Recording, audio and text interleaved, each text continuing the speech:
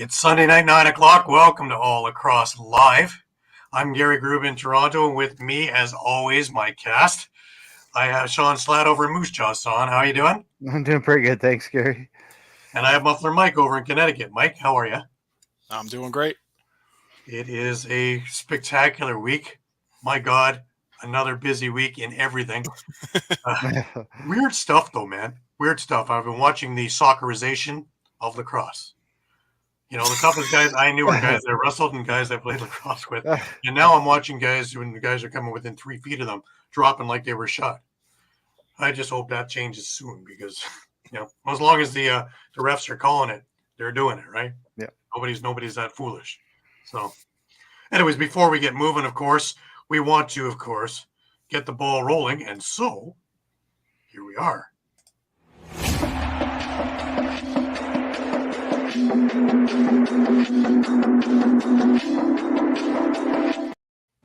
Just to get the ball rolling, y'all.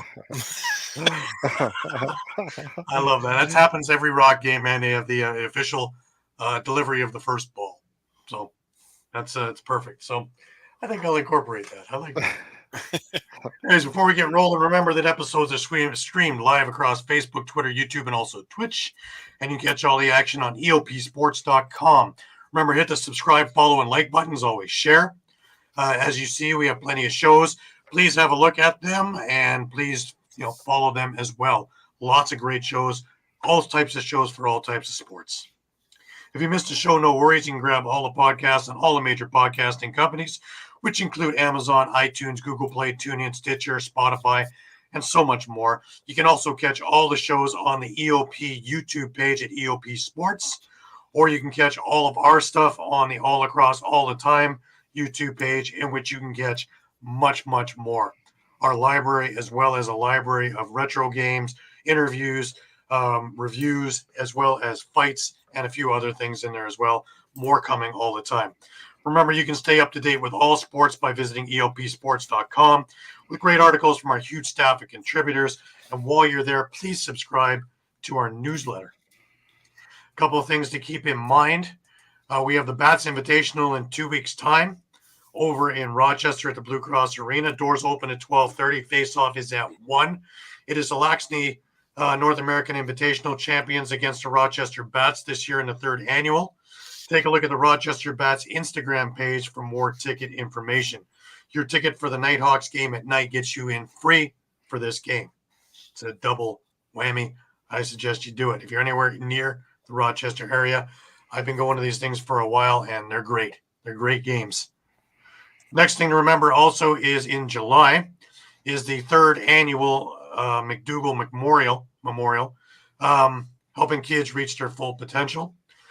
Great day of lacrosse. You have a Junior A game at 3 p.m., the Celebrity game, which is a must-see, at 6 p.m., silent auction, which goes 4 to 10. Lots of great stuff every year. I got some great things last year. Beer garden and live music. All of it's fantastic. It costs next to nothing to go. I think it's $10. If you're in anywhere near the Oakville area near track, please head on down.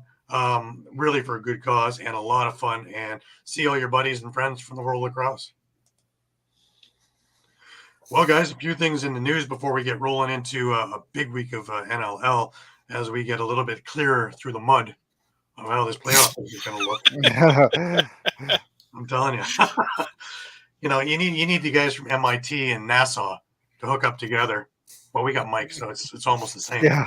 Yeah. Mike does all our shifting and stuff like that. Makes it a little less confusing. Meanwhile, we get these messages in the middle of the night. Go, I can't figure out. But never mind. If I do this, never mind. Anyways, big congratulations to Jeff Shatler, who is now one of the coaches on United States Lacrosse. A big spotlight on his career. We drafted 10th overall. 2009 and 2018 NLL Champions Cup, 2018 NLL Playoff MVP, 2011 NLL Transition Player of the Year and League MVP, 4-time NLL All-Star, 3-time Mann Cup champion, Haudenosaunee Nationals box and field team member.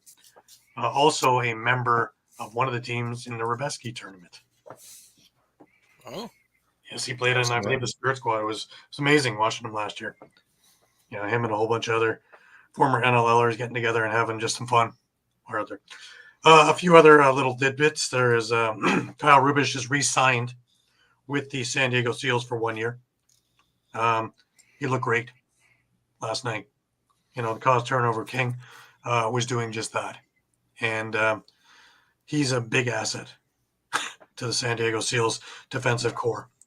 Without him there, I'm not sure what they would do because he is such a big piece there. All right. Heading into Arena Lacrosse, it was a big weekend. Playoffs have started. And with the women, you had their championship weekend. Congratulations to the Skyhawks, who won 6-3. And they are your Arena Lacrosse League East champions. I was over at the Arena Lacrosse, over at the ILA Iroquois Lacrosse Arena yesterday. Congratulations to them. Over in the ALL, we had a game on Friday over in the Memorial Arena in Brampton, and Brampton faced the Peterborough Timbermen. Very evenly played game for the first 20 minutes. Then the Express put it into another gear, scoring 10 of the next 12 goals over the next 18 minutes and 4 seconds. Brampton riding high was led by Sam Drimnitsky, Jake McNabb, and Jeff Whitting. To the Timbermen's credit, they didn't give up. Led by Cam Milligan, who had 5 goals and 3 assists. Peterborough got within 2 goals early in the fourth, putting them in a 5-goal run of their own. The Express got back on track, keeping Peterborough to just 2 goals the rest of the way, while potting 4 of their own in the process. Brampton moves to the semifinals with a 16-12 victory. Over at the Rock Athletic Center yesterday, the early game had the Six Nations Snipers facing the Oshawa Outlaws, and I've been saying all year that the Oshawa Outlaws are a team to watch out for. Well, they beat the Six Nations Snipers like a drum. 23-9 was the final in that game. Snipers looked good early. They got out to a 4-1 lead in the first quarter, but then the roof fell in. The Outlaws poured on the pressure, scoring 14 of the next 15 goals in just over 30 minutes to take a 19-7 lead early in the fourth quarter. While the Snipers kept playing hard, the Outlaws had all the answers on the afternoon, holding them to just 2 goals the rest of the way. Oshawa now advances with a convincing 23-9 victory. The big surprise of the day, almost big surprise, was when Oswego faced the Whitby Steelhawks. Now, we know Whitby went 13-1 this year. Oswego barely got out of a 10-game losing streak. And this game finished with Whitby coming ahead 16-14. A lot of sweaty brows over in Whitby yesterday evening. The Bears saved most of their complete performances for the end of the season. They matched the Steelhawks punch for punch throughout the afternoon, with the exception of 6 minutes at the end of the second quarter. During that time, Oswego gave up 5 goals, putting them down 9-4 at the half. The second half saw the Bears get further behind, giving up 3 goals to start the quarter. However, powered by 5 different scorers, the Bears scored 4 in a row to get back to 13-11 with 12-11 to go in the quarter. Teams traded a pair of goals, but both defenses stepped up, and it stayed a 2-goal deficit. Whitby advances with a 16-14 victory. This afternoon over at the Iroquois Lacrosse Arena, the Toronto Monarchs and the Paris River Wolves met up. And we know Paris has had trouble, recently because of all the call-ups, losing Andrew Q. Losing Andrew's brother, Alex. Alex Q. That's right. Name just went across. Of course, he's on the Toronto Rock practice squad, so I should know this, right? But they also lost Marley Angus to the Rock and a few others throughout the season, and it kind of hurt them. But the game lived up to his billing of the game of the weekend. Back and forth struggle that had this thing tied at 13-13 after 3. In fact, it was 15-15 with just 9 minutes to play. Toronto was able to put together a 3-goal run in 45 seconds late in the fourth, which was the difference in the game. Teams did trade goals a couple of times more, but the Monarchs were able to hold on for the 20-17 victory, advancing them to the semifinals. So next Saturday over at the track, the early game is 1 p.m. It is the Toronto Monarchs versus the Whitby Steelhawks. The late game is 4 p.m., and that will have the Oshawa Outlaws against the Brampton Express. and both games are worth your time to take a look at. $10 all it costs, guys. Winner of that plays on Sunday, Easter Sunday, 2 p.m. at the track. Winner take all. And, of course, we do have the West semifinals today. The Blackfish beat the Sea Spray 19-6, and the Eagles beat the Grizzlies 14-4, meaning that the Blackfish will play the Eagles on Wednesday for the championship over at Langley Event Center, 7 p.m. Pacific, if you're able to get there. Well, guys. Hey, Matt's with us. Hey, Matt. Matt, I need you to stick around because we need your opinion on the Bandits' playoff chances because I got a bone to pick with this loss. Okay, so there's a lot of fans just kind of, I see comments that no worries, no problem, we're gonna be okay, and you do have somewhat of an easier road for the rest of the season. You've got at Philly, and that's going to be the back end of a doubleheader for Philly this coming weekend. You're at Colorado, who you've already beaten once. You're home against Calgary, and then you're at Las Vegas. Here's my concern. Look at where they are in the standings and look at all the teams just above them and just below them. You have Halifax, who's half a game ahead of them. They have the tiebreaker on Buffalo. You got Georgia, who's now a full game ahead of you. They have the tiebreaker on Buffalo. You got Panther City in a virtual tie, but you just lost to them. They have the tiebreaker on you. Then you look at some of the teams below you. Sure, you've beaten Rochester twice. You beat Saskatchewan, but what about a surging Calgary team?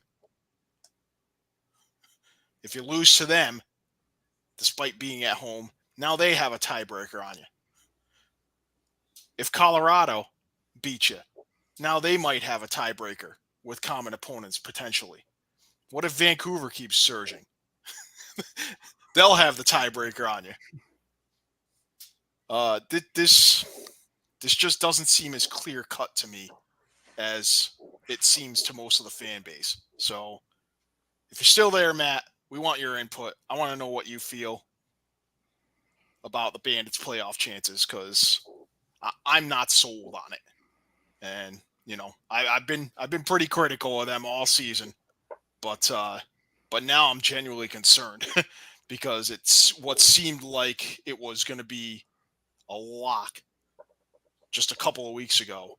Doesn't seem so much now. Absolutely. Get your guys' thoughts on it too, because they got a lot of teams just above and some, a little bit below, but who are on fire right now, who either have tiebreakers or can have tiebreakers on them. The Bandits remind me a lot of the New England Patriots of old, who played up or down to their competition. Yep. When Buffalo plays Toronto, they get up for it. When Buffalo plays San Diego, they get up for it. When Buffalo plays Vancouver, they go down for it. When Buffalo plays, I don't know, pick another team, Las Vegas, they go down for it. You could even put Albany in that conversation. Playing, well, Albany is playing down underwhelming to me recently too, and Albany's on fire. And it took them forever to convince me to start picking them, and I started picking them, and they start going south. Yeah. It was a good thing I didn't pick them at the start. They might have gone 0-8. But I mean, I'm with teams starting to bunch up, especially after this weekend. I'm legit concerned that they're going to end up getting pushed out on a tiebreaker. Mm-hmm. I think it's a realistic possibility. And while I haven't looked at how every other team in that kind of middle of the standing stacks up yet with their tiebreakers, I just get the sense that they're going to end up being the odd ones out. And then it's just going to be you lost to the wrong teams. Well, basically, yeah. if they can win. Basically, they can win and kind of hold steady. It might be okay, but you lose even one or two down that stretch. Those tiebreakers are gonna come into play. Yeah. Really I mean, come into honestly, the only other one that might concern me is Panther City. You know, if Panther City misses out on the playoffs by just one game, and you guys probably know where I'm going with this, everyone is going to point to that home loss to Las Vegas. Yeah. Where they let that trickler of a goal go in with 2 seconds left and then blew it in overtime. Mm-hmm.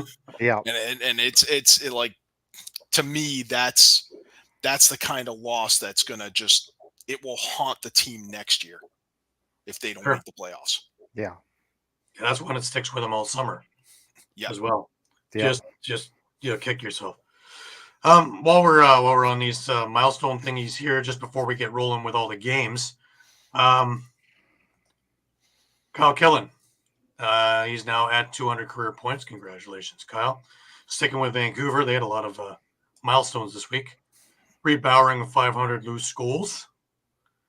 Keegan Ball with 400 points. Moving over to Toronto, Nick Rose with his weekly, hit into the milestone thing. Third all-time in goalie wins now. He just passed Bob Watson with 106. He's one away from Patty O'Toole. And, well, he's got a ways to go before he can catch Matt Vince, who's still piling on victories, right? Right. Yep. Jay Thornberry hit the 1,900 loose ball mark.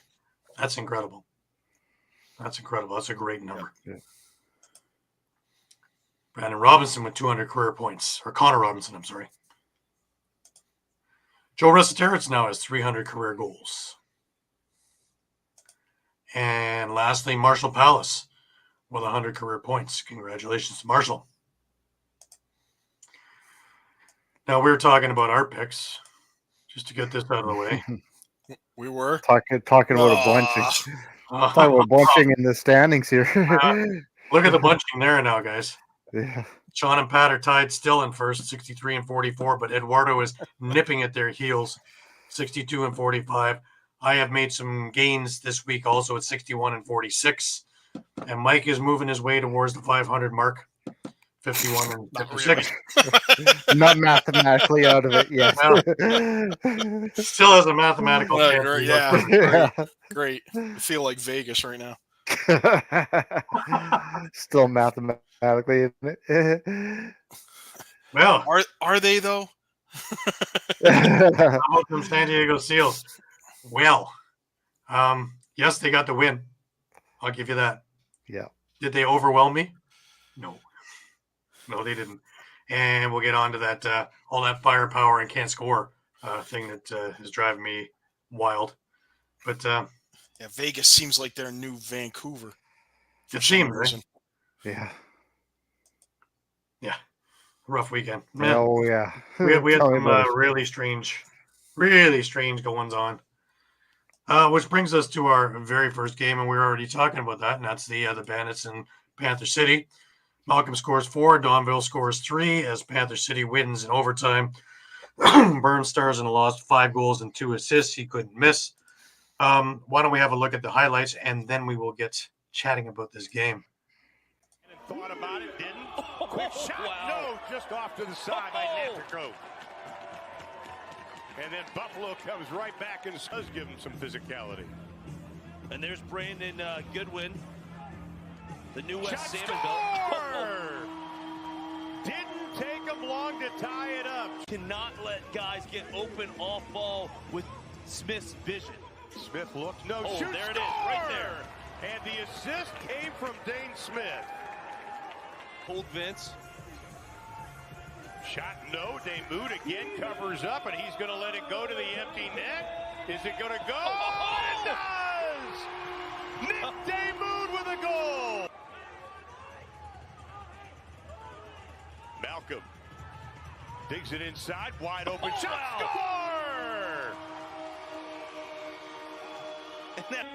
Oh, wow. Nick Damoud did not know where that went after the shot by McKay. Shot, no, goal! Left.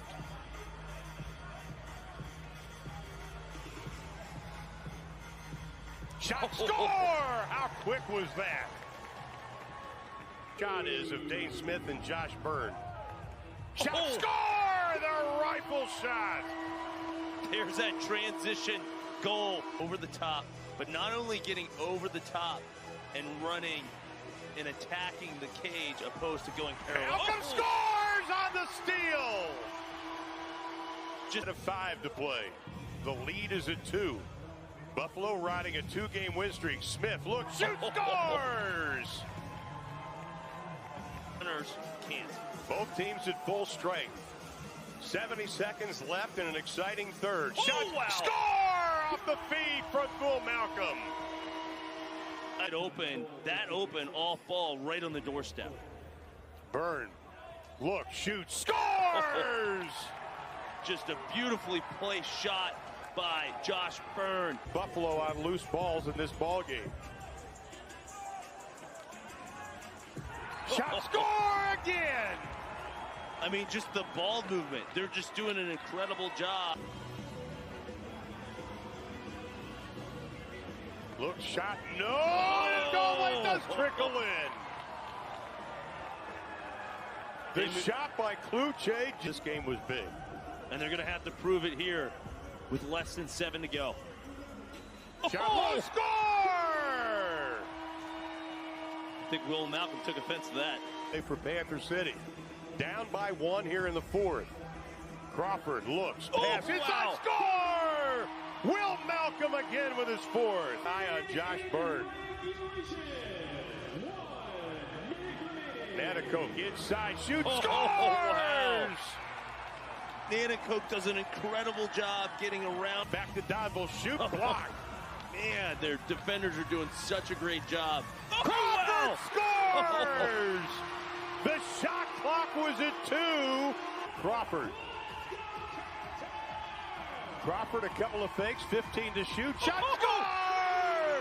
Panther City with an overtime win. Jonathan Donville with a game winner. Well, let me address the first thing. Is the goalie goal, Nick Damoud. Well, first off, congratulations, Nick. I think that's number 3 now in your career. Just him one and Nick off the Rosen, all-time regular record. Goal score. Yeah. One off the all-time record. There you go. Now, listening to people going, well, why they pull a goalie? They're just getting greedy. Now, listen to me. It happens all the time with under 30 seconds left. There was 25 seconds left. You hold for the last shot, you get the shot. You had the ball in Josh Byrne's stick. As you've seen, he had 5 goals on the night. He was pretty much, 100%. Well, 98%. This particular shot missed the net, caromed off the back, and went the other way. Damoud fired a strike. More times than not, I see it happen. The goalies fire a shot down the floor, bounces over the net, bounces just wide or whatever, and we never talk about it. This one happens to be a strike, goes in there. Happens. Yeah. Talk to any coach in the league. They would have pulled their goalie in that situation 10 out of time. Yeah. Yeah. Every single time. Was that the reason you lost? No. Maybe it was more of a question, did Byrne take that shot too early? He did. He took it at 8 seconds. They should have taken it at 4 seconds. And then the ball didn't, you hear the horn. We don't have time to do that. Yeah. Dribbling into the net. But to go with the rest of it, you know what? It was an even game. Back and forth, very evenly played game. Panther City has a lead going into the 4th. The Bandits do what the Bandits do. They got on a run in the 4th, score 4 goals. It looks like this thing is done. I've watched it many times. But Panther City, to their credit, kept fighting. Will Malcolm with a goal with 6:37 left. And then Will Malcolm with 2 goals to tie it up. Nanakoke scores with 53 seconds left with a beauty from the top of the crease. And I thought that was it myself. It was another one where Buffalo steals it at the end. Crawford with 20 seconds left and 2 seconds left on the shot clock with a strike. Low to low, beautiful shot. And we're going to overtime. Both teams had chances in overtime. The thing lasted a couple of minutes. It just so happens that Jonathan Donville, who also was on fire in the evening with his third goal there, had a beautiful shot. Sidearm strike, skip shot into the far corner. It's over. Gonna blame Vince for that? No. Is he washed up? No. So, yes, was it unfortunate that Buffalo lost for Buffalo fans? Yes. Was it an elation for Panther City? Yes. But was it anybody's particular fault for this or that and the other, like I'm reading on all these pages? Hell no. No, I think maybe there's a little more angst about it because, one, again, it's a, anyone who knows what I just reeled off, about the tiebreaker situation is probably a lot more concerned now. The other thing is I think it probably bothers the fans more because you lost by one goal. And, there's one goal that maybe, you didn't could have been avoided possibly, Yeah, but despite the explanation, I'm not saying I disagree with your explanation, but you had to lead with 53 seconds left, Mike. Yeah. What more do you want? They had to lead. And maybe give credit to credit is due. I mean, Panther City came out and kept pace with them. Yeah, and Joanne Sorkin has a really great idea here is let the kids lacrosse teams anywhere in the area in for free. Because way too many empty seats and sure. And just for optics, and if they're in the playoffs, optics look terrible. Comes your favorite empty seat night is really getting old. They can't even shoot it right anymore because it's just so sparse. Like I mentioned you guys when we were watching the game on Friday, is when I can notice people in the crowd that I know, that's not a good thing. And that they're Buffalo fans. And they're Buffalo fans. Yeah. So not even there for Panther City. Yeah. Yeah, they're not even Panther City people. I noticed more orange shirts than I did anything else there. So, of that, 300, 500, whatever in there, if 300 of them are Bandits fans, what did you really have? Bring your child to work day. Yeah, it's unfortunate because everything I've seen that looks like in a beautiful arena. But beautiful arena, team that's really, really good, exciting to watch. I enjoy watching them on the road when they're playing teams where I can get to, like Rochester, Toronto, or wherever, and because they're an exciting team to watch, and they have them in their backyard. And unfortunately, nobody knows that they're in their backyard. Apparently. Yeah, and I just want to give them, a bit of credit. Obviously, it's also about kind of what Buffalo did to lose the game, but I think a couple of big things. You can see them pushing that play where Will Malcolm beats out three Bandits for that loose ball and scores. Yep. That's the kind of stuff you love to see from a team that's just compete every minute. I think putting in Ty Thompson was huge for them. I believe he had 2 goals in the game. That's right. I think he went in place of Gauthier. That's right. And Gautier's been kind of struggling lately. So I think that was a huge boost, in addition to obviously. I got Tracy Kelusky's little clip from his press conference. This is a huge win for us. And to be honest with you, even all of our 1-goal games this year, it's starting to build a little bit of character in that locker room. It certainly helps a lot when you play, the defending champs. And you're able to come on top in those 1-goal games. I said to them last night in a shootout, at some point in any season, the coach hands over the keys and says, "This you guys do with what we've been doing all year, what we've been preaching. You guys take control of it," and that's the most exhilarating part of the win for me tonight was that they did.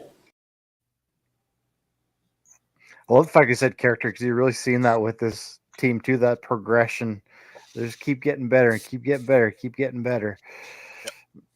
Yep. Yeah, absolutely. It's a team that's definitely hungry. They want to get back in the playoffs. They want to show that they can compete, and I think they are.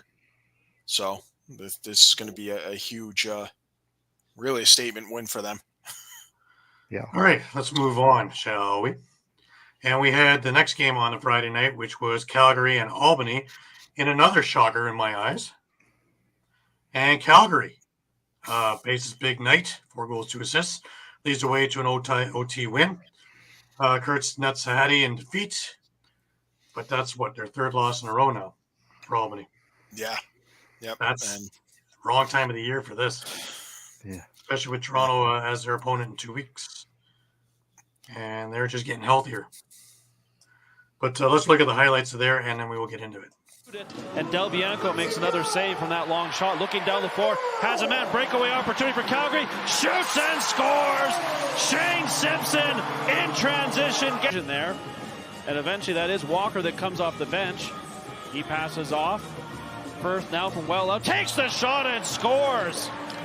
Sam Firth gets Albany on the board. At the draft, several trade opportunities. Now Leclerc takes the shot, and Doug Jamieson with another big save. And now here comes Albany back the other way. They have a 2-on-1 developing. They have the numbers. There's the shot, scores! It's dropped to Calgary, gets a chance here to turn it back. Simpson's ahead of the play, but once again, Albany does a nice job of getting back on defense. Simpson has a man, though. Shot, scores! Jesse King, second of the night. Just 7 to work with on the shot clock, though, so Pace is going to have to work quickly. Pace has room, shoots and scores! Tyler Pace with the goal, and we're tied up 4-4. They did cash in on that 6-on-5. Now here's Pace with it, shoots and scores! Tyler Pace picks the corner. As Hayden Dixon off the bench comes back to Courier with 10 to shoot. Now Taylor passes off, nice pass to the side and scores! Oh, what a pass! And a nice finish from Hayden Dixon. Work it to Walker to Kurtz. Kurtz up high, winds, fires, scores! Ty Kurtz on the power play. 6-5, Albany back to within 1. And again, this is a team that's been in tight ones the entire season. And Pace gets the hat trick on the power play.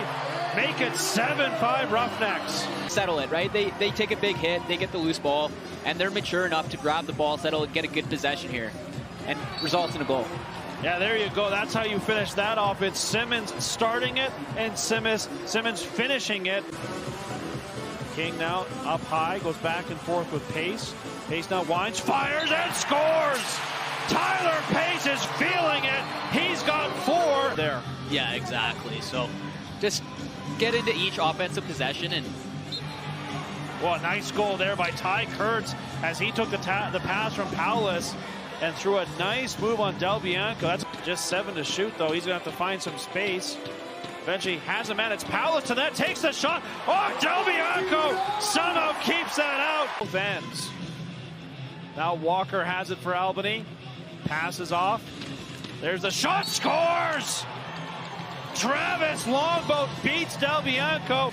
Now Firth will pass off to Simmons. Simmons now still with it. Simmons over to the side of the net. Shoots and scores!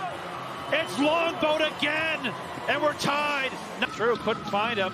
And now Calgary plays it. Simpson has a partial break. Simpson to the net, and a big save by Jamieson. As the defender passes off, gets the return pass, has some room, takes a shot, and he scores! Tanner Cook ends it, and keeps Calgary's playoff hopes alive. Now, of course, two things stand out to me. Number one, how teams disappear for big stretches on both sides. That's one. The second thing, of course, is what I said in the pick'ems, is Jamieson against Del Bianco. And, of course, you're going to have a low-scoring game. And that's what you had. Yeah. Also kind of answers the first one. But for huge stretches, you're talking about more than a quarter that Albany doesn't score. And Calgary gets back in the game. More than a quarter where Calgary doesn't score and Albany gets back in the game. That would be your fourth. And in between all that, we have back and forth stuff going on. The first and third are free-for-alls. So it's just very strange how that all worked out. Yeah, and it's almost like that. That's almost compounds. Albany's problem with their power play not being very effective, and that's going to hurt come playoff time for them. And another week where they're So, 1 for yeah. 3, right? So 1 they for didn't 3. do very well this time either. All the other categories you can tick the boxes off for them. That is the elephant in the room. Yeah, but shout out to those Marvel superhero night jerseys of Calgary's. So Yeah. those were phenomenal with Black Widow on them, and the initiative that they were supporting. So Yeah, unlike the Thor one here in Toronto, the same one as the one that Halifax used. Ironically, they were playing Halifax, but we'll get to that in a few minutes. But and in this game here, guys, what are your takes, Albany? yeah, I mean, I'm definitely concerned. I mean, you've lost 3 in a row now, and we obviously haven't discussed the San Diego Vegas game, but knowing that San Diego's won now, they've moved into second place. So dropping fast, and now you're only a game ahead of Georgia as well. So Question though, has the league gotten smart to what Albany's been doing? And now there's a lot of film. Or is it the youth? We're now seeing the kind of that youth and experience coming through with Albany. I think it's a mix of both. Teams are going to have film now on these guys, and we're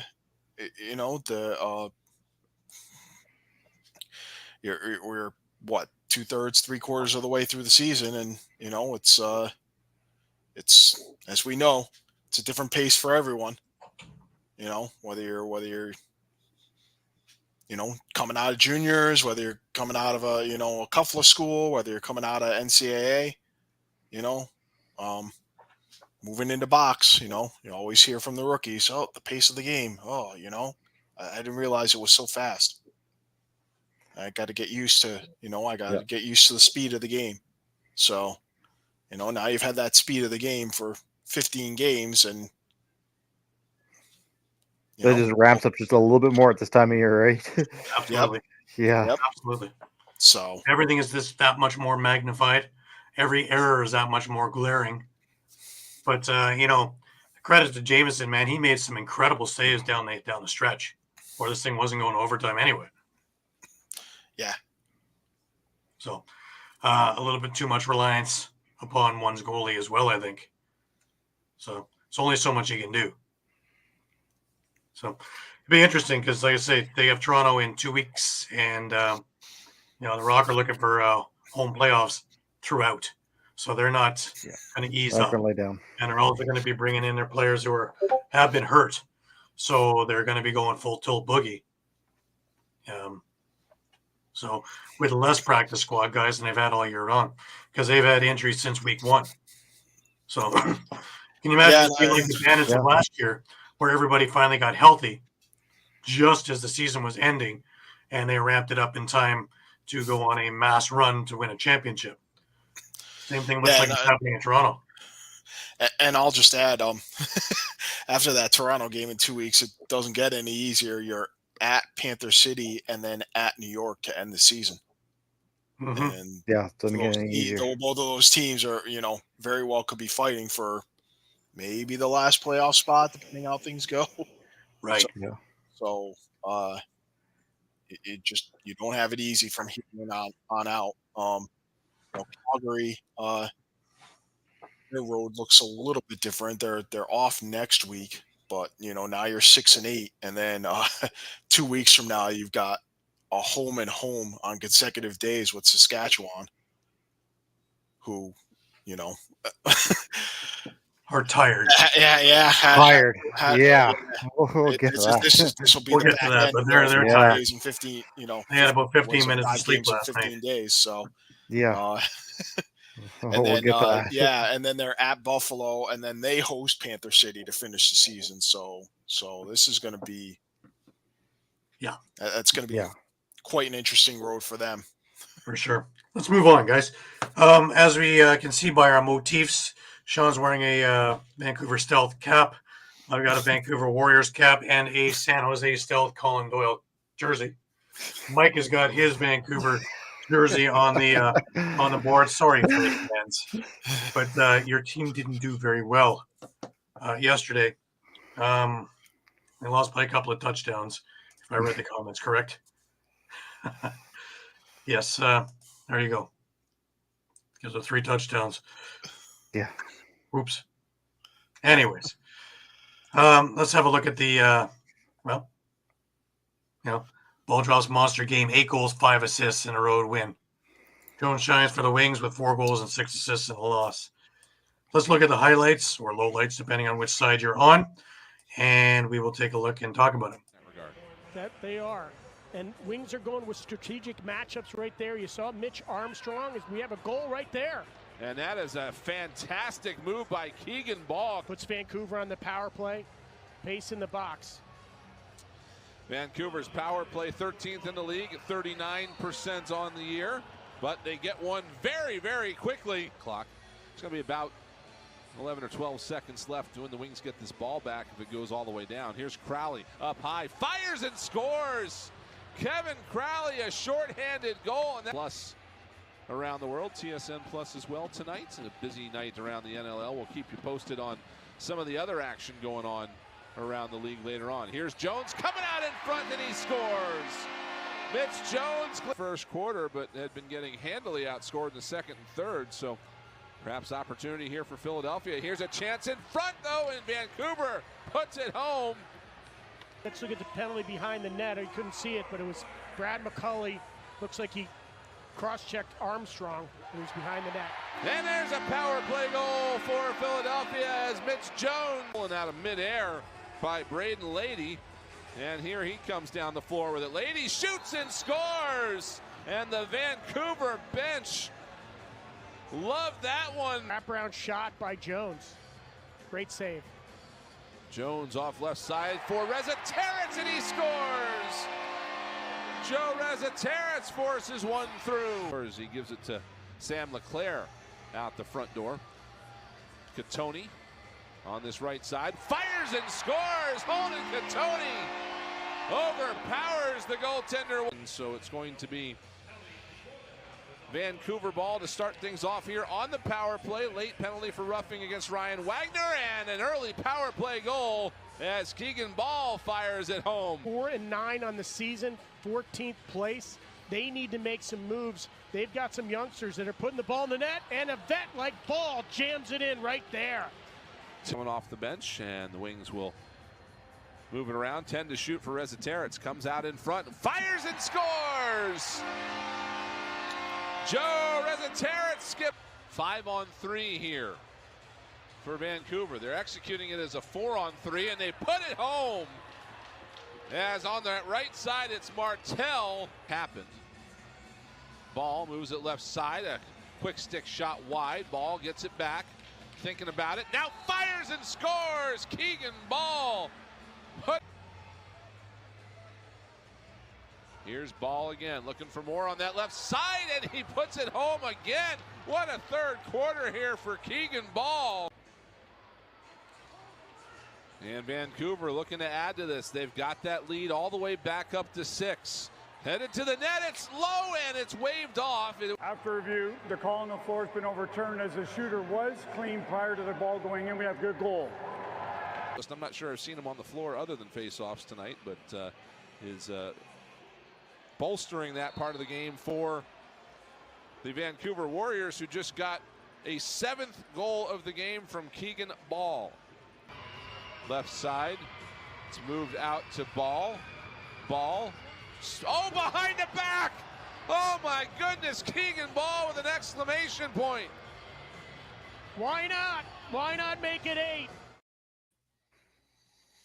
You sense a little bit of disgust from Scott Gabrielson. Yeah, just a little. 21-12. So you Rush fans, I'm not talking about the team. I'm talking about the music group. 21-12. But what can we talk about that's good that happened for Philadelphia other than Mitch Jones? No. Not a whole lot. No. They pulled out Zach Higgins after 15. Deacon Knott went in for 22 minutes, faced 12 shots, gave up 6 goals.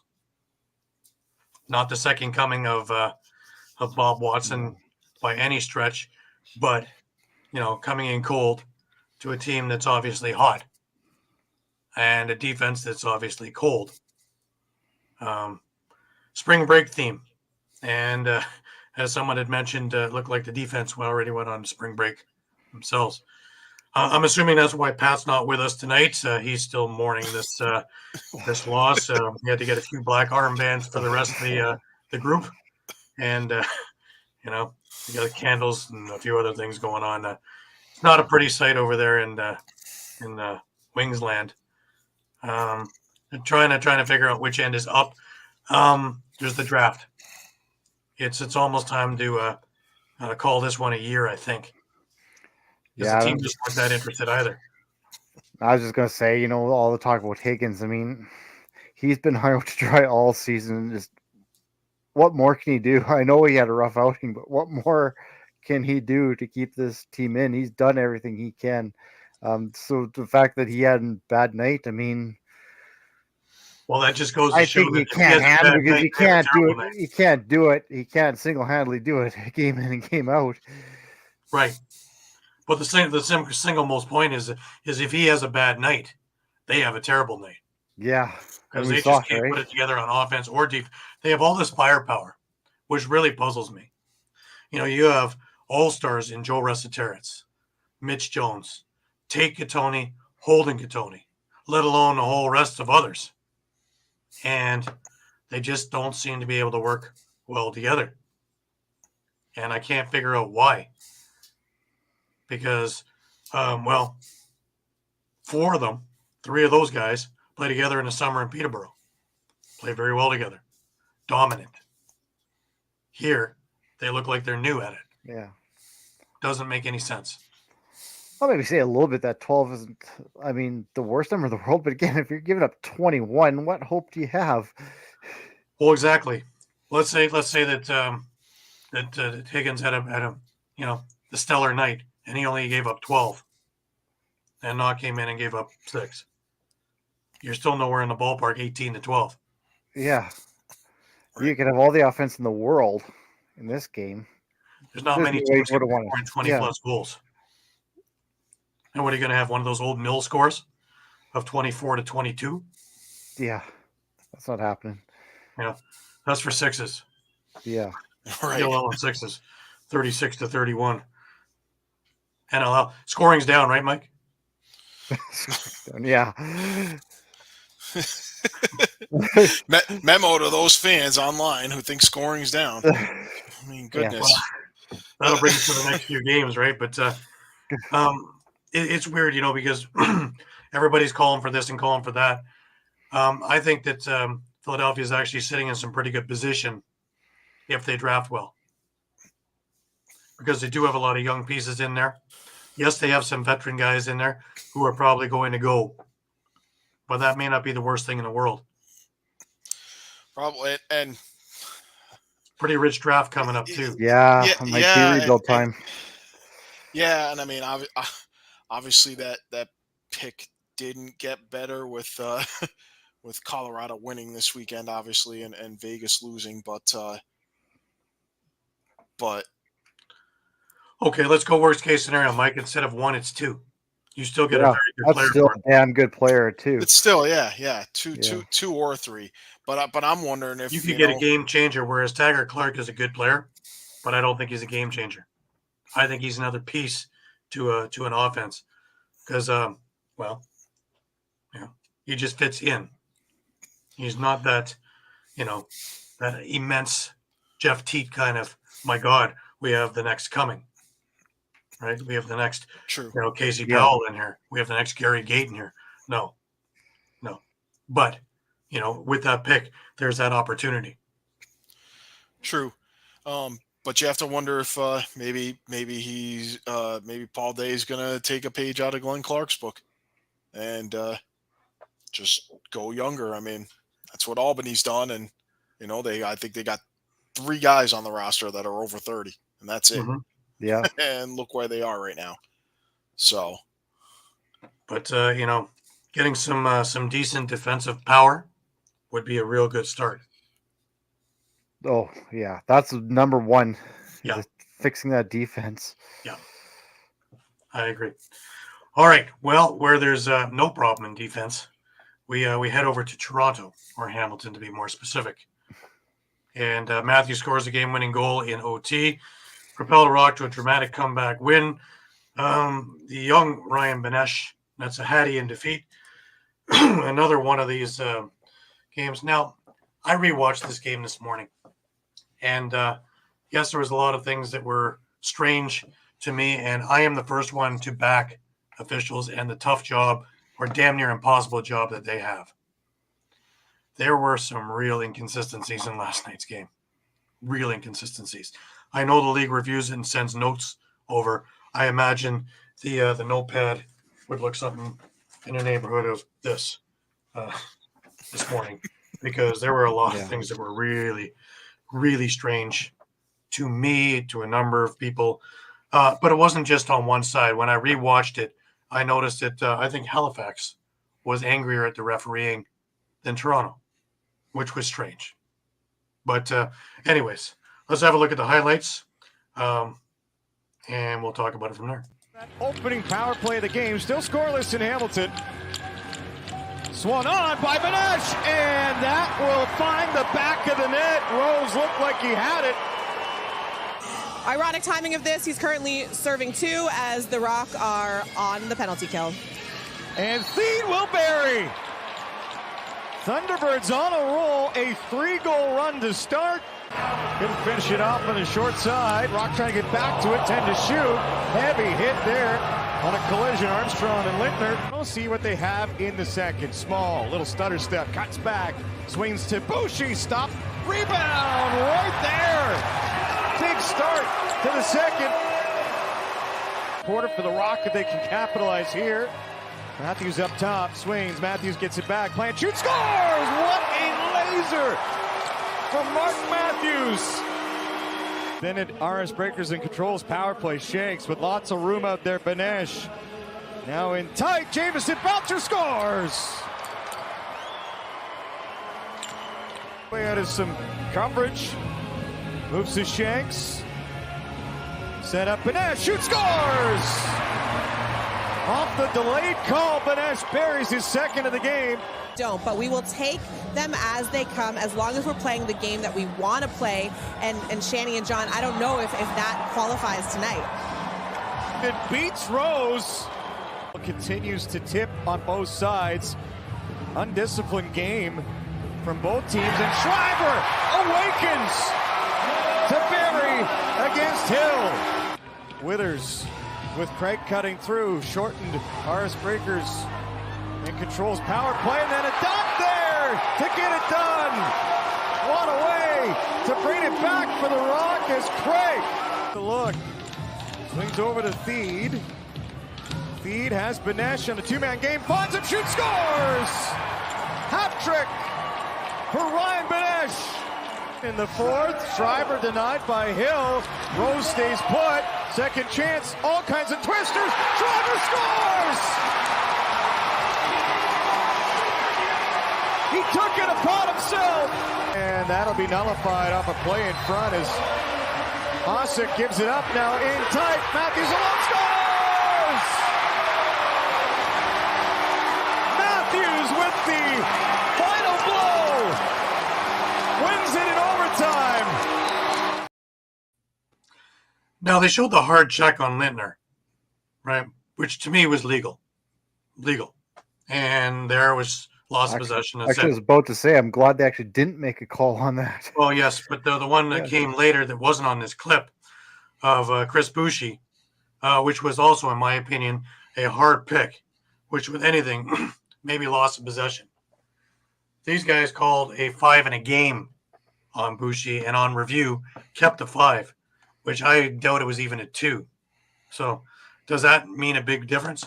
Well, yes, a 5-minute penalty is still a 5-minute penalty. And ironically, about a minute later, they call the Halifax guy for a double minor. problem solved, right? 4-on-4. Then you saw a goal at the end of the third quarter. But how about that Schreiber goal at the end of the game? Dipsy doodling, deking and cutting, and then scooping with your backhand. How many players have the guts to do that with guts be able less to than a do minute that. to go to tie the game? Yeah. Those are the guts of the skill to even be able to do that. Yeah. Exactly. Meanwhile, all through the broadcast, they were talking about how they're not calling Schreiber's name much. Well, when they needed to, they did, didn't it? Yeah. The funniest comment I heard was from Brian Shanahan with the Marvel Comics, of course, and the Thor outfit, and there's Nick Rose, and Brian goes, "I never thought I'd be talking about Nick Rose's abs." Kudos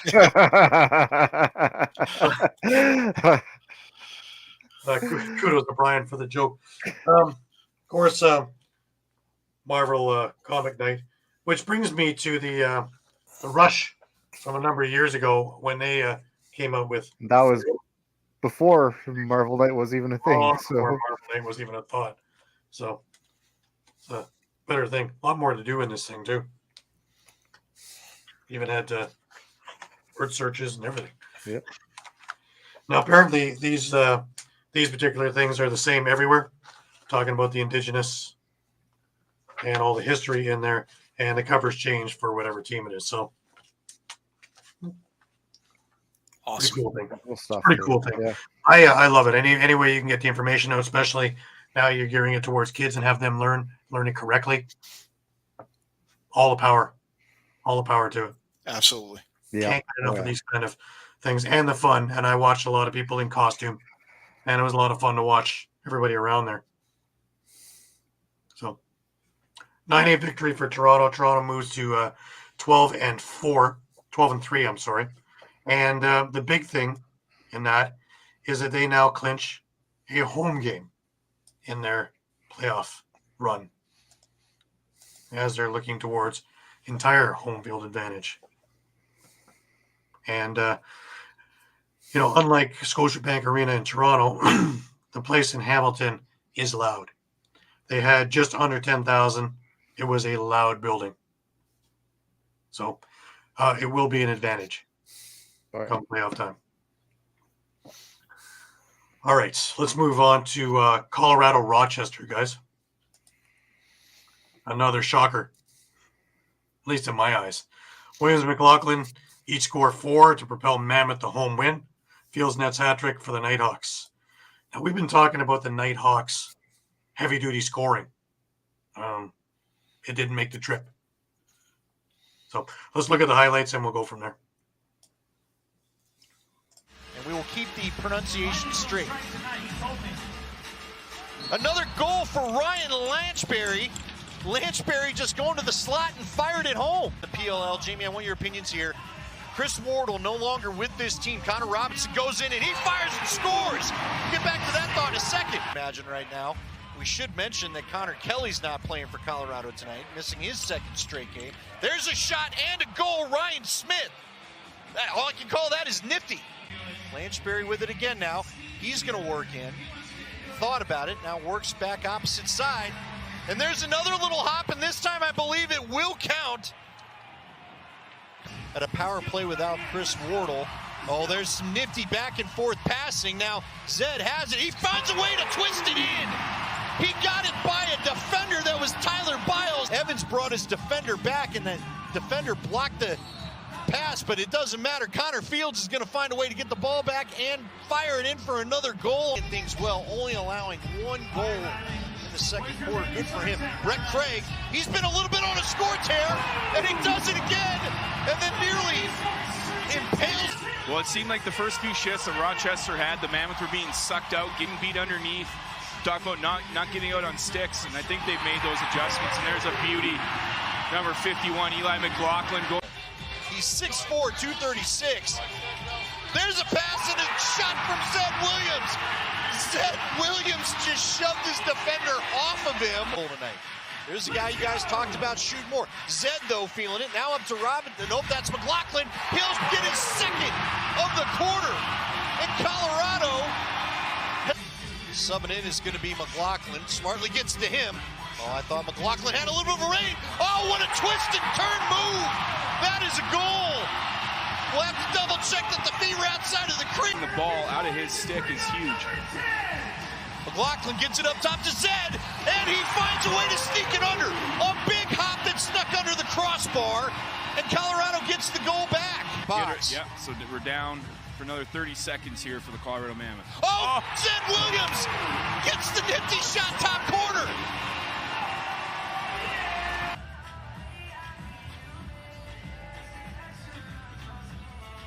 Colorado sneaking Gibson to the other side, and that's going to be a goal. They were basically down a guy already. Then someone got their stick snapped in half. There it is by Knight again. It's open. See, Dylan thought about it, took a good look, but not yet. Now Joey Capito, he works the trailer in from behind.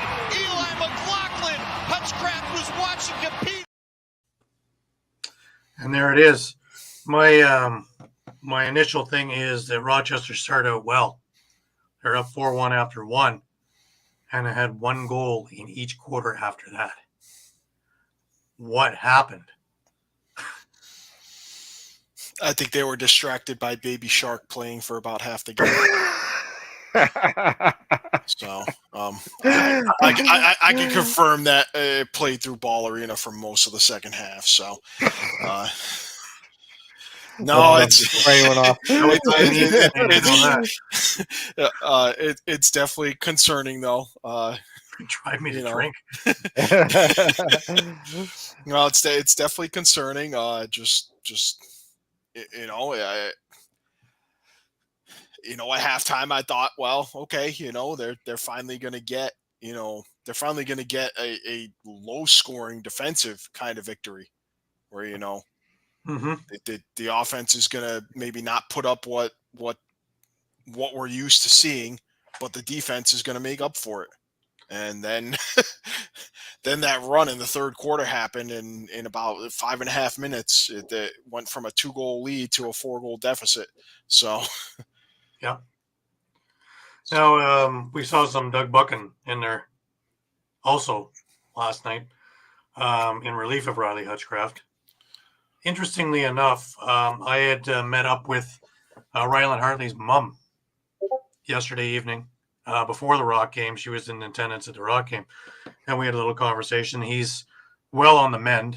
He's back to work and doing other things, and talking about concussions, or going to be talking about concussions with teams and things like that. I have the suggestion that he gets in touch with Casey Zaff, and the two of them work together, because Casey's been a big proponent of this, because he nearly died through concussions from his career over in Rochester. Yeah. And he's a high school coach now. And I really think that the two of them should hook up and work together in the concussion protocols and the rest of that, because it's no joke. It's life altering. And he looks like he's going to be well okay. And, he might still play. Who knows? But, that really wasn't for our conversation there. I'm hoping to get him on the other show, and we'll go from there. But it was interesting talking with his mom, and they're big followers, and we appreciate them. Thank you so much, and for all the patronage. We really appreciate it. But to get in with Colorado, we thought they were done, didn't we? Yeah, we certainly did, but well, they're going to play spoilers now. They can have fun doing that, playing spoilers. Yeah, that big three definitely proved us wrong, and I mean, they're only 2 games out in the win column, out of a playoff spot. So that's this new system, right? Nobody's out of it. Nobody's technically out of it. Yeah. So, and they have a somewhat favorable remaining schedule too. They've got their home against Buffalo, who they would like some revenge on, certainly, not only for the game earlier this season, but a certain game 3 last year. Could you see Dylan Moore coming up with the game of games, and that's the game that knocks Buffalo out of the playoffs? That would, if it's anything like this game, I mean, this was, I mean, 7 goals allowed, 44 saves, and I mean, very quiet, very quiet, dominant performance. So But I'm also looking at maybe he's actually getting healthier. Yeah, I think that was the issue all We've year. talked about that week after week. Yeah, He just doesn't could seem be. to look right. Could be. I mean, you know, all the way to game 3 of the finals last year, you know, game 3 of the finals the year before. You know, you stick 2 PLL championship games in between all that, you know, the Worlds. Well, injury and exhaustion, you know. Sorry, not only the World Field, but World Box in 21. Yeah. You know, winning gold. So, really, in the end, this was kind of the Colorado team we're looking for, wasn't it? Like, Waiting for all year, right? Yeah. They make a couple of moves, and now they're actually becoming that. Weird. Yeah. Very, very strange. All right, let's move on. New York, Saskatchewan. And, well, the Riptide come out. Teat Dazzles with an incredible 13-point night. 4 goals and 9 assists. Lead Riptide to the W. Church scores 4 for the Rush. What I've been saying forever. If you let Teat free, he's going to kill you. And Rush now are victim. Let's have a look at the highlights, and then we will talk about it. Medronic or scratches for the Riptide tonight. Whistling in here, and it's an early goal for the Riptide diving in. What a start here for Taggart Clark. It's worthy this year, Mitch. Sundown gives it up over to Teat, circling around on Barnable. Chance out the doorstep, spinning, and another goal for New York. You saw he tried to reach over and go for the dunk. Sundown back to Teat. That's too easy from Teat. Compliments of Sundown. It's a 4-2 game. An illegal pick on Keogh. Comes back out for Saskatchewan. Chance here on the breakaway. Here with Boudreau. Gives it up. Man flying out of the front door. Church. Dunkerley lost it. Church gets the goal. It's a 4-3 game. There on that left-hand side. It is Matisse. Teat, by the way, with 1 goal. Matisse spinning away. Goes low and scores. That was majestic from Moose. Dave Leno, Mitch Belisle, Grant Delvecchio between the benches. Riptide against the Rush. Chance here. Connor Cannon behind the back. That was beautiful. Looking to continue that play. Here now as the head coach was an interim for Jeff McCobe. Dunk opportunity. Oh, that's it for New York from the back. 4v4 moments earlier in the second. Here's Mans with the jab step. With the bounce shot, Zach Mans. That's the man that Saskatchewan is counting on. Halifax jumped out to a 4-0 lead. They are up 5-3 now in the third quarter. Oh, another goal for the New York Riptide, skipping in for New York. It is Jeff Teat. That's his second action out there on the floor. See what Matisse can do against McClellan. Kieran dipping inside. Sundown downstairs and scores! Number 2 for Sundown. They're feeling good right now, although they got a whole nother 30 to worry about. Triolo, the 4-goal deficit. One-time shot, good! Keenan. That's his second tonight. The Rush needed that. Over to his friend and teammate Teat. O'Connor back over to Teat. So on the right side, there's a goal for Keogh. Keogh defensively. I'd love to see Mans with some space. The Riptide have done a good job of limiting him, but when he gets alone, or how about Keenan? Yep, that's a hat trick for Keenan. Ryan Keenan. Warriors over a struggling Philadelphia. Keogh over the top scores. That's a big one for Keogh. That is second. Keep racking them up, Steven. Get all of the 30 here, but you do want to move the ball quickly. Keogh with the rebound, open cage, he scores! Back to back for Keogh. Congratulations to the Rush. An official takes a spill. That looks like me out there, Mitch, on the turf. That does escape, and it's a Church goal for the outside. A soft one by Dunkerley, and another for Church in the game. It's now 12-10. Win. Sask can move into a playoff spot with a win tonight and a comeback. Teat has a hat trick, scores! That was nasty from Teat. That's the name I keep hearing and keep hearing and keep hearing. Yeah. And Remember how we say everything runs through Teat? Oh yes, and well, Rochester better get it in gear next week, whatever, because in 2 weeks' time they get New York and Teat, and he likes to feast. So weird stuff going on. Keo, he looked good, didn't he? Yeah, I was gonna say the difference between last week with Riptide this week was Keo was in the lineup. That definitely made a difference, didn't it? Well, yeah, and it's more than just a presence. Number one, he can score, but number two, he's tough as nails inside. Yeah, and he can cause havoc setting picks because you're not going to move him. And guess who gets room when he does that? Jeff Teat. Yeah. Or any of the other, But, it's funny because when Teat goes crazy, it's very silent everywhere else, right? Now, we did have a Matisse showing. That was nice. A little bit of a Kiernan showing. I still think we need more. Didn't Tiger Clark have a hat trick? Yes, he did. Yep. He's fitting right in since that trade. He's fitting in, but the other guys aren't. Funny how that works. So with the moves of having Keo and Clark in there, that's what's keeping him afloat because the guys who are supposed to be doing it were there. Because again, we've seen it, right? When Teat goes silent, there's really nothing behind him. True. But I also think, I think Rich Lisk explained that, when he made the trade for Clark, was that eventually he envisioned the right side being Clark, Kiernan, Austin Madronic, and Colton Lidstone.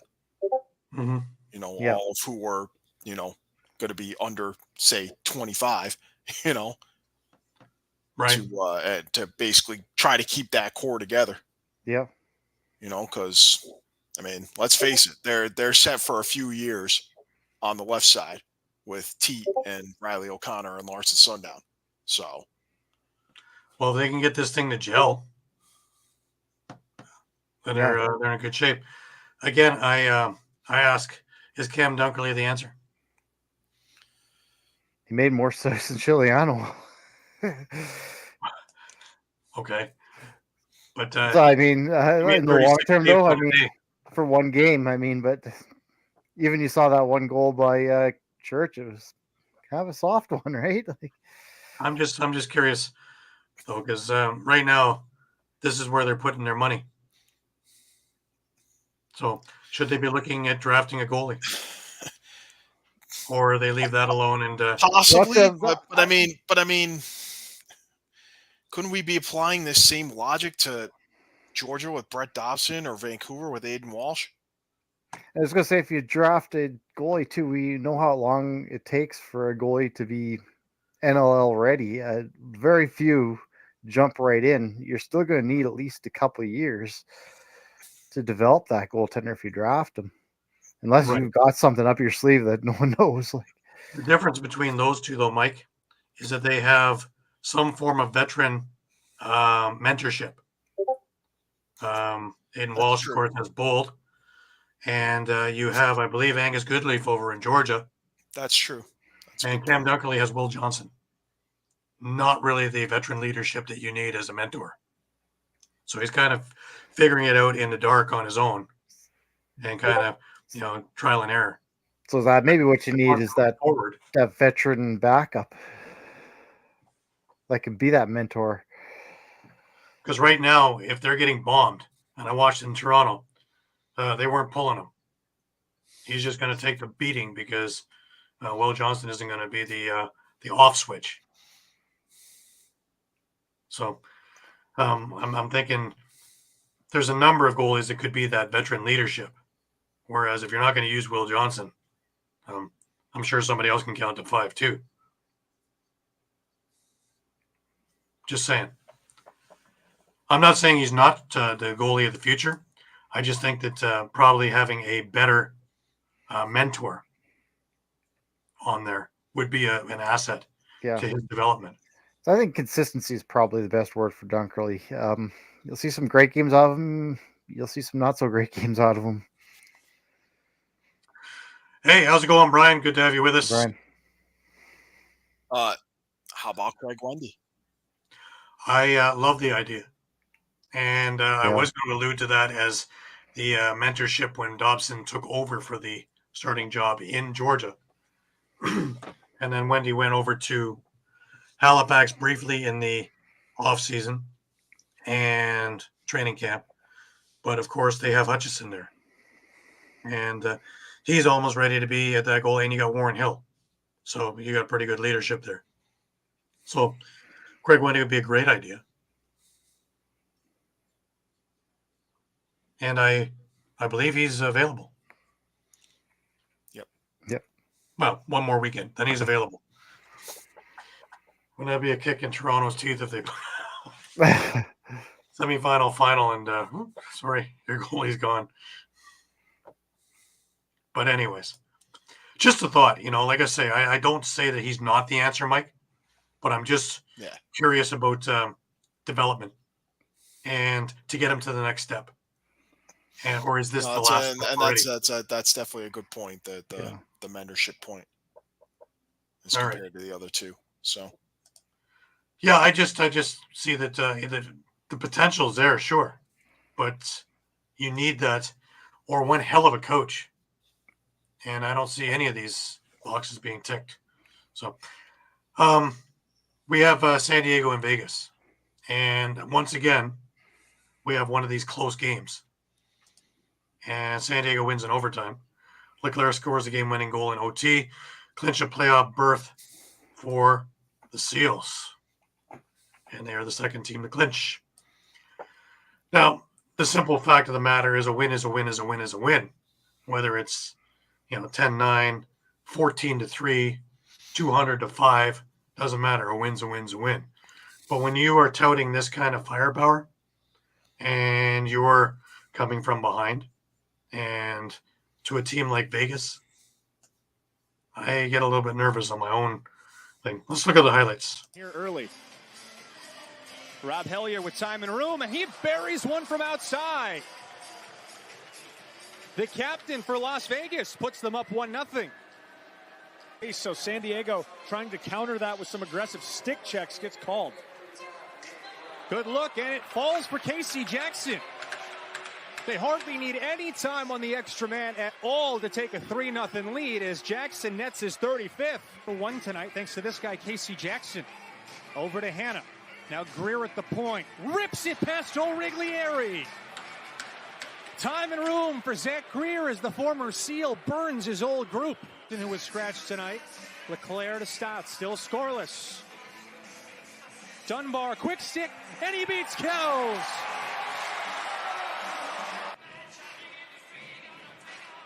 Clock nearing the 2-minute mark in the second. Dunbar scores again! Then Kells rebounds after the goal by Dunbar to make the save. Now up to Connor Kurse. Kurse stings the high corner! Oh man, Connor Kurse extending to make the catch. Still 10 seconds on the shot clock. Greer 2 in the first quarter. Up to King, and he stings the far corner. A missile from Marshall King. As the shot clock winding down, and Stotts pulls it near side. Berg to Leclerc. Buries at the end of the shot clock. Oh, wow. Stotts thinking about a dunk attempt. Up to Berg. Now to Doby. Scores! The Seals lead for the first time tonight as Dane Doby buries on the power play. Now Greer. O'Riglieri makes the save, and they've got a man out and running. It's Trey Leclerc. Leclerc scores!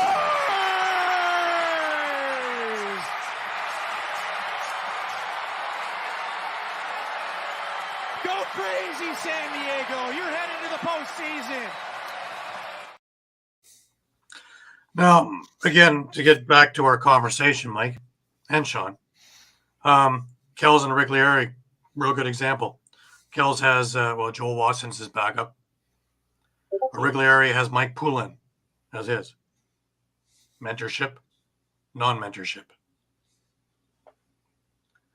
Who's going to advance quicker, do you think? Yeah, I think we're seeing the same problems with Kells that we see with Dunkerley. Inconsistency. Some games he's looking great. He had a great game. But then some games he just looks... he made 54 saves. Yeah. But, again, he's got the Higgins problem there where the defense leaves him hung out to dry or rely too much on his abilities.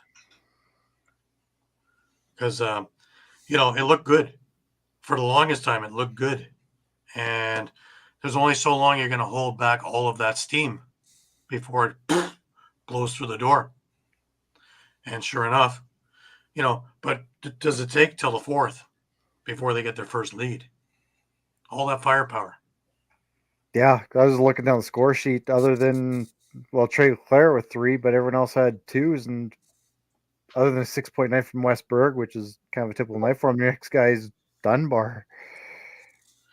Yeah, Dunbar's actually fit in real nicely. He has, but I mean, games. and I have nothing against Dunbar, but you're expecting more out of guys like Dane Dobie, right?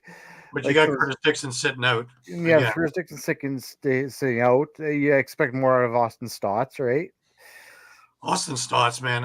If there's a guy who's got his number, of all people, it's Landon Kells. Yeah. He just can't seem. He got 1 goal. He had about 15 shots, 17 shots. He just can't seem to beat him. And it might be getting into his head a little bit. But, when I look at some of the other guys on there, Jesse Gamble had a knockout, drag-out fight. My God. So much so that he had to replace his number 7 with a number 1 after he got stitched up. But that's the Jesse Gamble I remember in Toronto. Not the biggest guy, but boy, oh boy, is he tough. The Bulldog. If you ever watched a Jesse Gamble workout, he is strong like bull. Yeah. Just, fist of fury when he does go. But again, guys like Kyle Rubish, great game. Great game. 13 loose balls, 4 caused turnovers, and very, very timely. Whenever Vegas is starting to get on that run, he's there to knock it out. So, what are we thinking about San Diego going forward?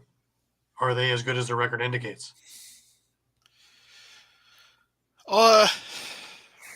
Win's a win. That's what I said. Again, and I think they have the best record of any team at home right now. I think they're the only 1-loss team at home.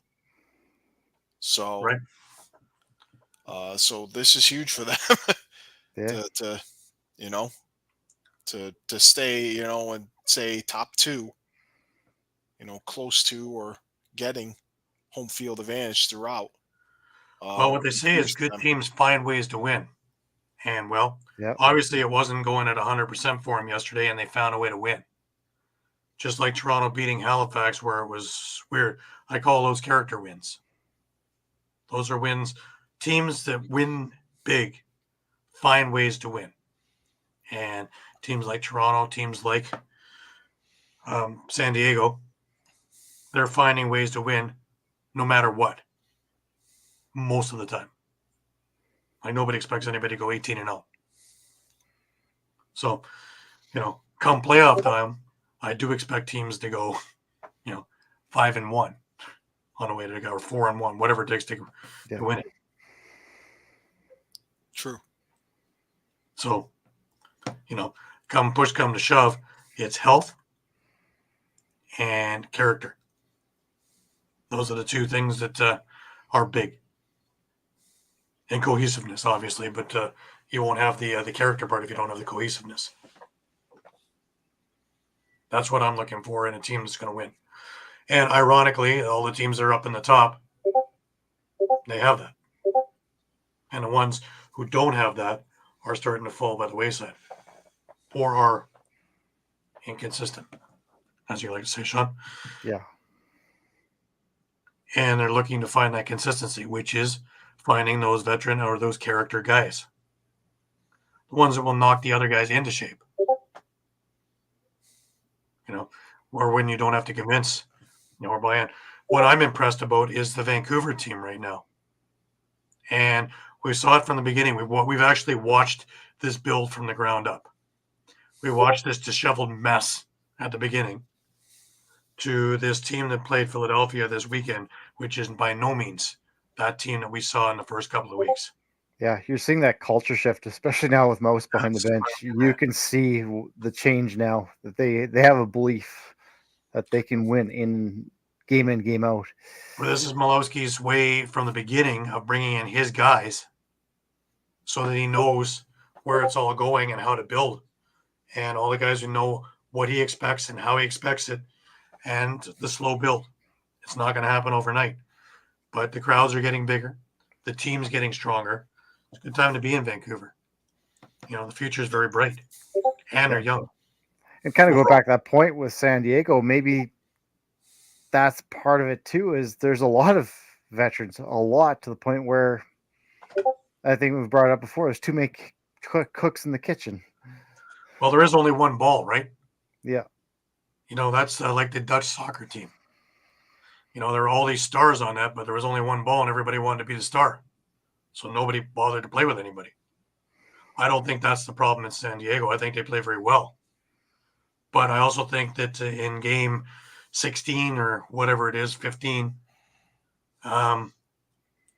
when you're not the youngest team in the league and you're doing a heck of a lot of traveling, because they have a lot of guys from here in Ontario, and you're doing a lot of traveling all year long. By this point in the season, all of this is catching up. All the games, all the miles, all the jet lag, all the other things, as well as injuries. Because all these have been tough games because of the parity in the league. So these are other things.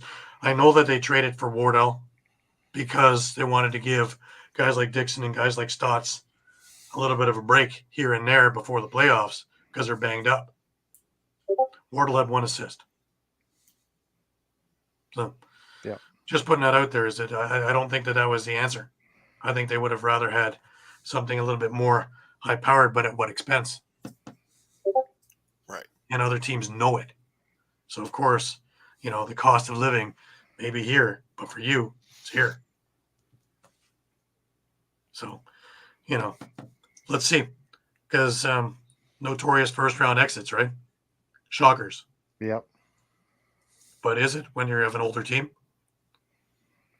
I watched it in Toronto when they had much older teams. And by the time playoffs run, yeah, they had a great season. But they're out of gas. Well, it's a good segue. Being out of gas brings us over to today's Saskatchewan game, in which the Saskatchewan Rush, who looked very good in the first half, met the Georgia Swarm. And 9-7 was your full-time score for the Swarm. But this really was a tale of two halves. Let's sit back and enjoy. This morning, the equipment guys came straight to the arena to take care of that. They're the real heroes. I suppose it is for the Georgia Swarm.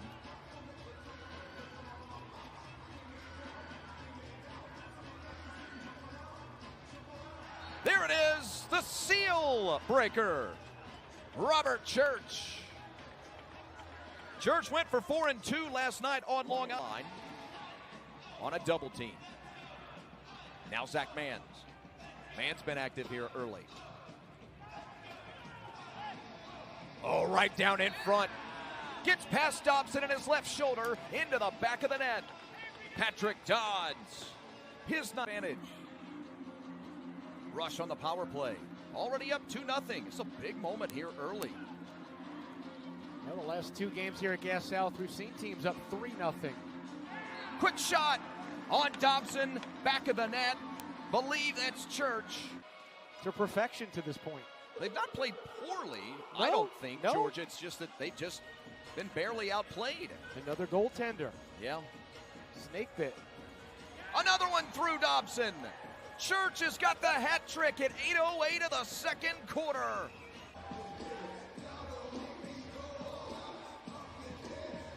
Great pick. Get it back and score. Bob Mary passed it off to Thompson. Q had to check to see if he still had it. Jackson, Thompson. Lyle has it! Oh my! Of the ball game. They've had one since.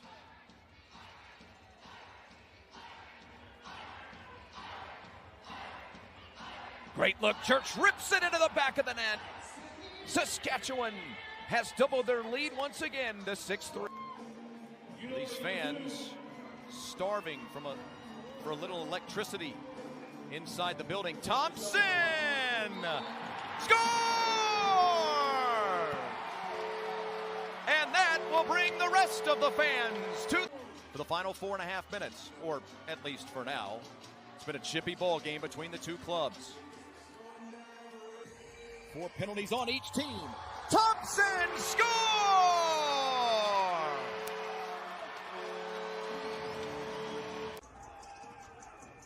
With 180 seconds remaining in the ball game, Georgia has 2 overtime wins so far this year. Captain Clutch does it again! Unbelievable, this guy! Well, I just pull up my my pick'ems and my reasoning for why I picked Georgia. 2 tough games this weekend. A pissed off Swarm team. Lyle Thompson. All good reasons. All came to fruition. That fourth quarter. I was going to say, but not till there were 5 minutes left in the fourth quarter. Yeah. Oh yeah, well, once they ran out of gas. That's the thing. I'm going to go on the rant right now because this is ridiculous. Like, to have a team play Saturday night into a Sunday afternoon game, that's ridiculous. How do you expect a team to do that? I know there's been other Sunday afternoon games, but usually they have a Friday night game and have the day to travel. That's they got no sleep whatsoever. They got hosed. Hours, yeah, they're lucky. They went with absolutely no fuel in the tank, and when you have your choice of, they mentioned it on the broadcast of whether you're going to eat or sleep, it's a tough choice for an athlete. Yeah, whether you fuel or whether you rest is really, and it's insane. According to Adam Levi's article, the Rush asked that game to be pushed back so they could have at least some type of break, and League said no, can't do it. It was funny because Lyle Thompson said in the interview after the game is that the coaches took a strip out of that team at halftime for being down 4-0 to a team that played 12 hours ago. This is a playoff. Every game is a playoff game for Georgia right now if they want to make the playoffs. So that's a team that if they do make the playoffs will be dangerous because they've been playing playoff games for a month previous. Yeah. But, they have to. And if they're playing, this disheveled to a team that played yesterday, what happens when they play a fresh team? Yeah, no, I think that's a good point. Like, I think in some ways it went the way you thought. The Rush kind of came out quick because they still had some legs on them from the night before and still were kind of in game mode. But after 40, 50 minutes, once they rest, they're done. Yeah.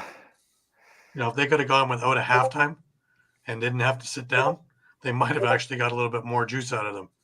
And then they'd be completely fried by the end of it. But let's see how quickly they can bounce back for next week. Because it keeps going. Yeah. Yeah, Thursday. Yeah, I know it's a terrible schedule. That just really bugs me. That. Oh yeah, now you got to playing a schedule like that. Ridiculous to have a Saturday night into Sunday afternoon. It's just. And a team is vying for the playoffs, and you're going to give them this schedule. This is like this the Russians is a good battling example. for They don't make the playoffs. Why they didn't make the playoffs? Yeah, and then week 19. I mean, it's home and home with Calgary, and that's on consecutive days. Yeah, I mean that's not as bad a travel At least schedule. that one's right close, right? And it's both teams are traveling. They both have the same disadvantage, right? Whereas Rush are tired and Georgia had fresh legs. I'm sorry, I had to go on the rant because I don't want to make excuses, but it's just. Well, enough. Ridiculous. That's silly. We've been talking about this for weeks and weeks that this is silly. But, the 5 games. And like I said, I know there's been other Sunday afternoon games, but at least they've given travel days. Like it's usually been a sad Friday night and a Sunday afternoon.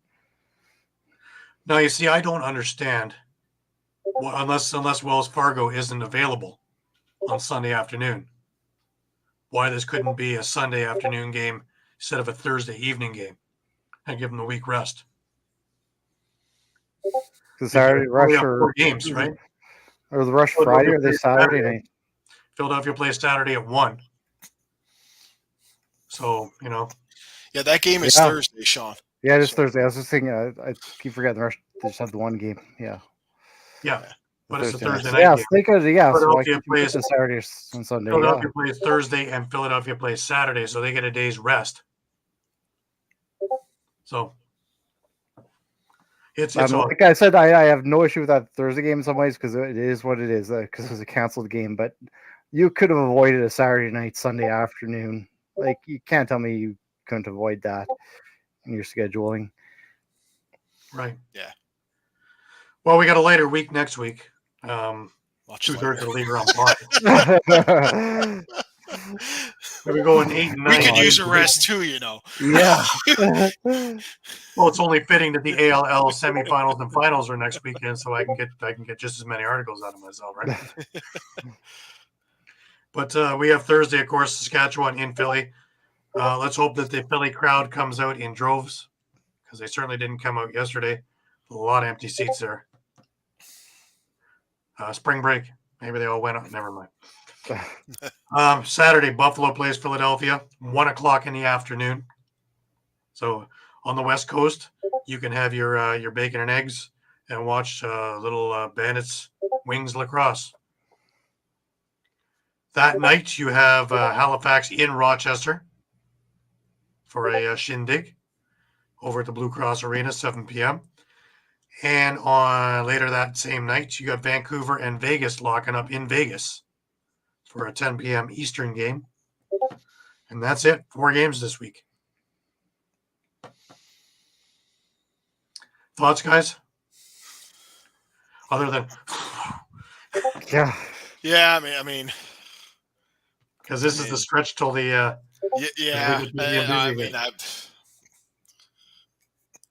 that Sask Philly game, I think it's monumental for both.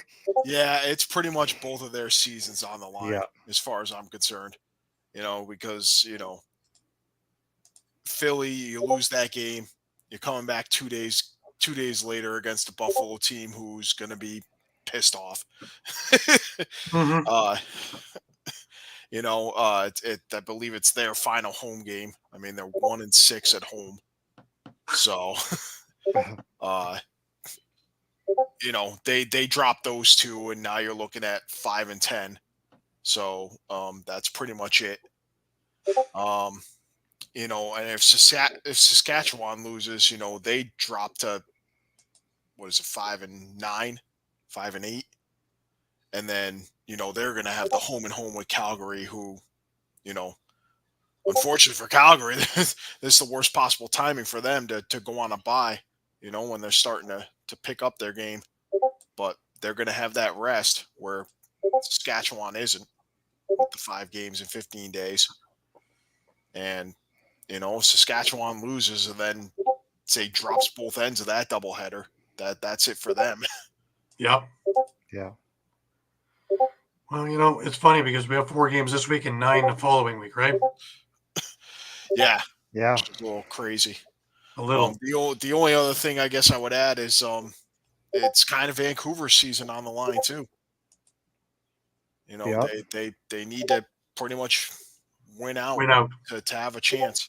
That's probably another one, because Las Vegas probably could use that win too, just to kind of mathematically keep themselves. Funny though, because Vancouver has Halifax the week after that, and now with that loss from Halifax, they're going to need to get themselves in gear too. They play Rochester this week, and then they have the Vancouver. It's not going to be easy. No. But I think Mike made a good point in our kind of chat during this week. It's kind of funny, we're in week 18 and technically nobody's out of it. Yeah. That's crazy. Yeah, which is wild. So, yeah. I'd say the unified standings are, an overwhelming success. Oh, yeah. Well, you kind of hope that, a team like Vegas just for optics, 8 and 10 shouldn't make the playoffs. It shouldn't, and I still don't think it will. Even though, those teams kind of bunched in from, say, 6 through 12 even. I feel like these 8 and 10 could get you a tiebreaker for that last playoff spot. That's true. That's very possible. So maybe 8 and 10 will get you in there, but then it could be other statistics that'll get you some out. of the other formulae that in there that will knock it out. Well, that remains to be seen, guys. And like I say, it's interesting because for the first time in as long as I can remember, everybody is still a dogfight everywhere. Every game means something somewhere down the line for some form. And even if teams don't figure that they're in the plans, they are big time spoilers. Big time spoilers. Well, I was going to make one quick point. Nice thing too is you see it in a lot of other leagues where team knows they're out, they'll just start tanking because they know they can get that number one pick. You can't really do this here. Well, it's also that you're You number still one have a pick chance. somewhere else. So Yeah, that's true. That's true. That's maybe you true wanna do too. that. But at the same extent, you're still not out of it, so you don't want to tank it either. It's very true. It's very true. And everything is all possibilities are still open. They may not be probable, but they are possible. And we've seen crazier things happen. Yeah. So yeah. I just want to remind everybody that we are on Facebook, we are on Twitter, we are on X, we are on Thread, we are on YouTube, we're all over the place. We are on Edge of Philly Sports at www.eopsports.com/lacrosse. Please head over to our YouTube page and subscribe. We have lots of things over there, retro games. Our library is over there, as well as interviews, press conferences, fights, and all kinds of other things. More stuff coming all the time. And there's going to be more retro games coming in the very, very near future. So stick around for that as well. With our Facebook page, come back, check us out 3, 4, 5 times a day. We always have our thumb on the pulse of the situation, and we are up to date with everything going on with NLL, with PLL about to start up, MSL, WLA all about to start up, OJLL, Senior B. I had a talk with the commissioner there, and we're going to be doing recaps on all the games there as well. So it's going to be a completely informative site for anybody and everybody to get all their information from, your one-stop shop, if you will.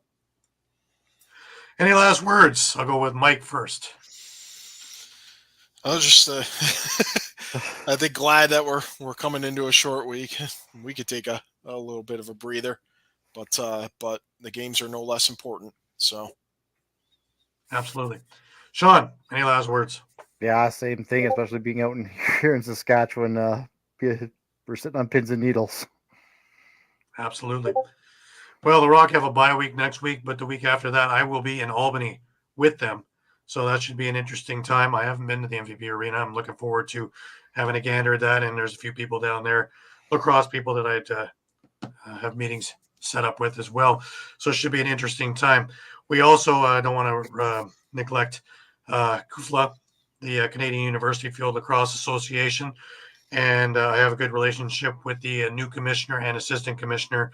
And we're going to be doing a number of things with them as well for you on this northern side of the border as well.